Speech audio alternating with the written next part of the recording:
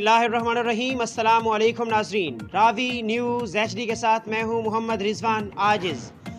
रुक करेंगे मंडी डोडाला रोड का, जहां नवाही गांव चक नंबर 374 गाफ पे अड़काना वसीरा में अरसा 3 साल पहले अस्पताल तो बन गया, लेकिन डॉक्टरों और सरकारी अमला का इंतज़ाम ना हो सका। करोड़ों रुपए से बनी खूबसूरत इमारत में जानवरों और आवारा कुत्तों ने अपना मस्कन बना लिया। तफसीलात जानते हैं हमारा नुमाइंदा चौधरी अजहर शाहीन से। जी अजहर शाहीन, तफसीलात से आगाह कीजिएगा।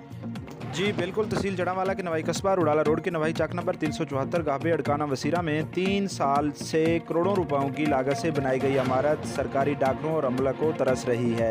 तफसीलात के मुताबिक रुडाला रोड के नवाई कस्बा चक नंबर 374 गाहबे अड़काना वसीरा में तकरीबन 3 साल पहले अस्पताल के लिए बनाई गई करोड़ों और रुपयों से बनाई गई सरकारी इमारत डॉक्टरों और दूसरे अमला को तरस गई। इस खूबसूरत इमारत में आवारा कुत्तों ने अपने मस्कन बना लिए और जानवर इसे चरागाह समझने लगे।